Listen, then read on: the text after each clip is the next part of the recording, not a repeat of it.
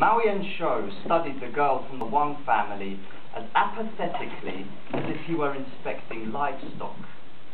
The mother of the family was busy serving him crude food at the Zugui village, while murmuring hopeful compliments about her daughter. Across the cramped, candlelit room, the father stood rigid, anxious for Yanshou's approval.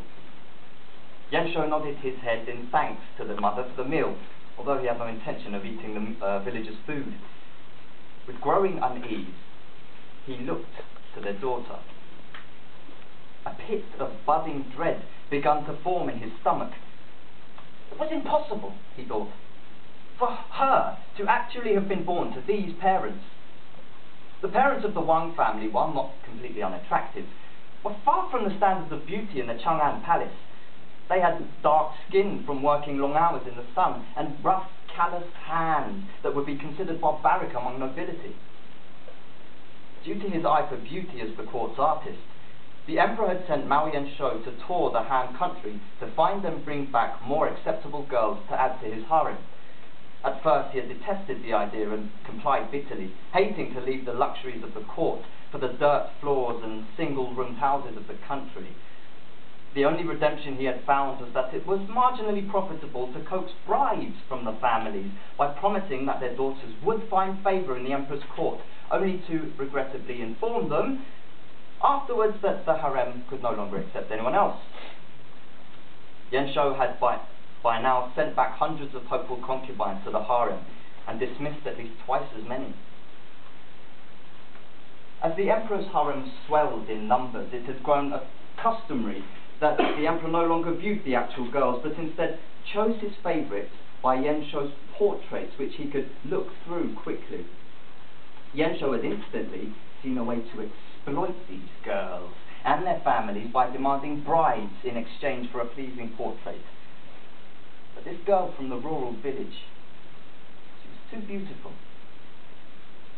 Her family would think that they didn't need to pay him his customary amount, since her natural beauty would be sufficient. That thought troubled him more than it should have. And he found himself deeply resentful that he had journeyed here to their mist-filled cesspool for nothing.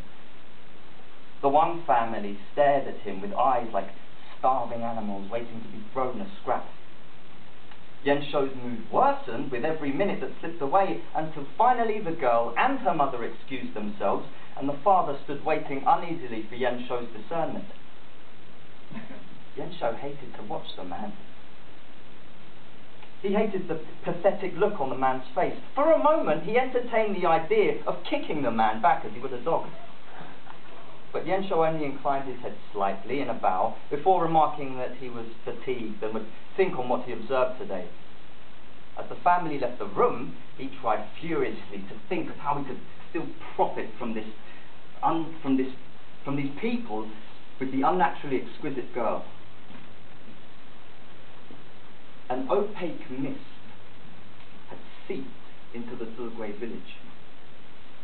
When Mao Yanshou had ridden in on the entourage from the Cheung palace yesterday, he had thought nothing of it. But as he prolonged his stay here, the mist had thickened and seemed to even be leaking into the houses.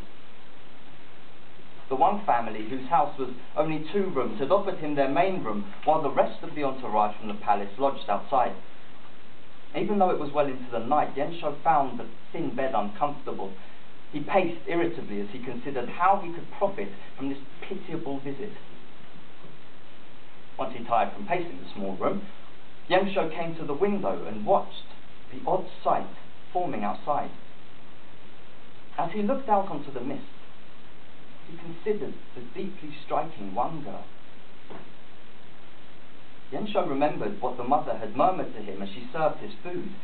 She washes her hand in the river every day and it makes her beautiful. But the girl's faultless face troubled him. He had heard far too many tales of the occult, spirits rising up and drowning men. The Shaanxi River's mist, which welled near the edge of Zugui, seemed to be moving on its own as if there were an otherworldly wind blowing it. Even though he could only barely see the river from here, he imagined it as a deathly still, murky pool with 2 dark waters that glistened enticingly. Water Yao Guai, he mumbled to himself, recalling the childhood stories he had listened to about the live, mysterious creatures that slept on the bottom of rivers. What it would mean to wash one's hand in a Yao Guai's river, he didn't know. However, he couldn't help but imagine that as the girl dipped her hand into the river, it was the spirit's tongue that licked her hands clean. Yanshou stood by the window, unable to sleep for the rest of the night. The river seemed to be dripping out its presence through the mist, soaking the residents with its influence.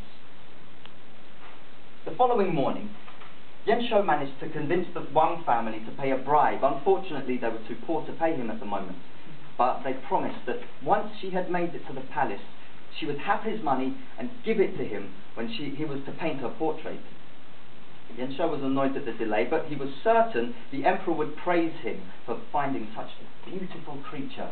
So he let it slide while telling himself he was far too generous. Yanshou left Ziguay and continued travelling Han country, visiting various villages and collecting bribes from hopeful families, only to reject their daughters in the end. His pockets swelled and the Wang girl receded to the back of his mind. When he returned to the Chang'an palace, he found a mist had risen up near the palace gates. It reminded him vividly of the mist that had surrounded Ziguay, and a familiar terror threatened to grow up inside him. Yanshou insisted on avoiding the mist and made the entourage camp outside the palace. After the mist dissipated, Yanshou cautiously returned to his lavish room in the Han palace. The floor was sticky with the water from the mist, and his skin rose into chill bumps, even though the room was temperate. As the servants brought his new spoils to his already sumptuous room, he stood immobile, staring outside.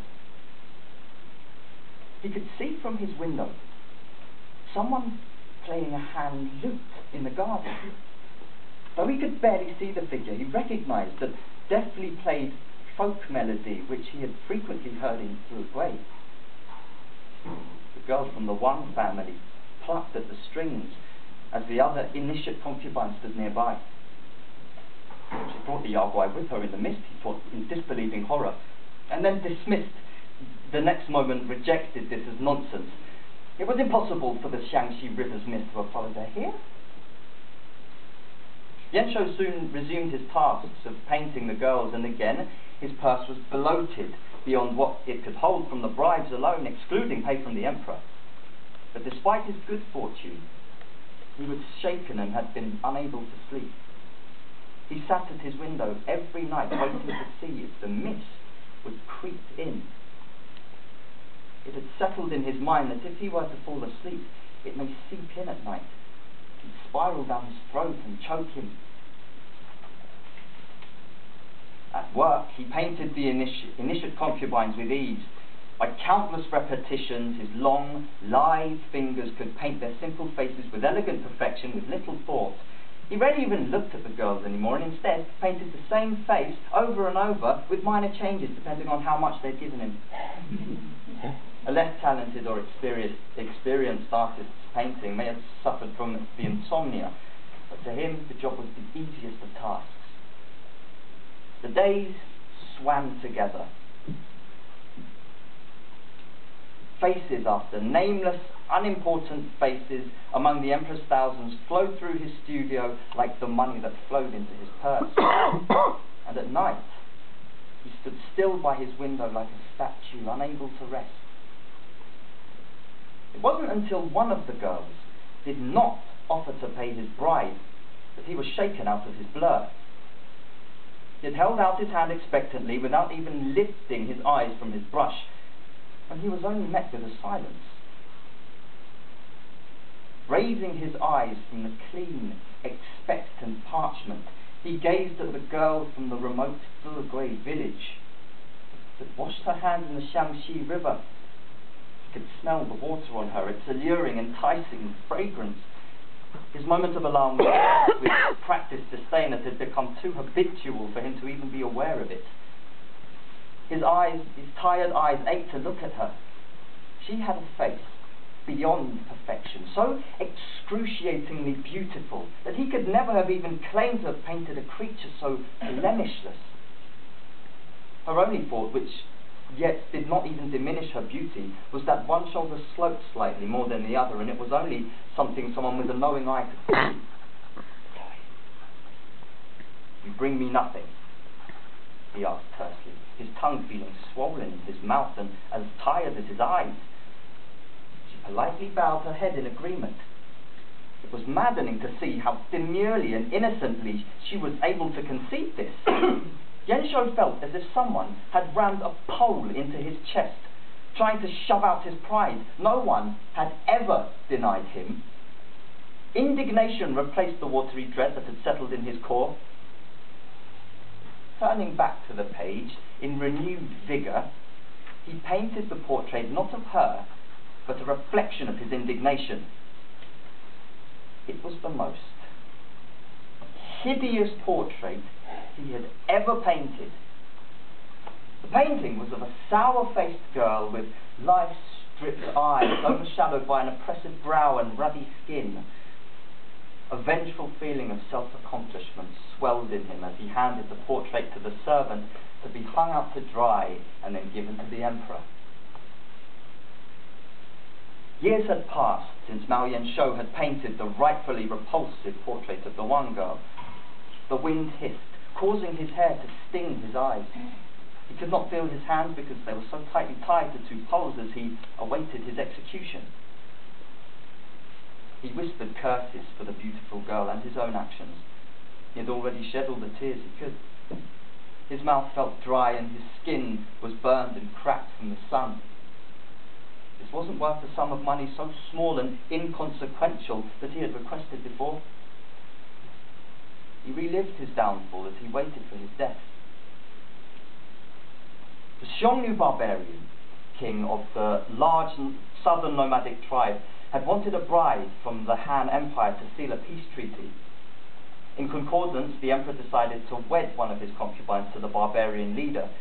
When the Wang girl and the two other concubines volunteered, the emperor surveyed their portraits and thought nothing of giving any of the plain girls, least of all the girl from the Wang family.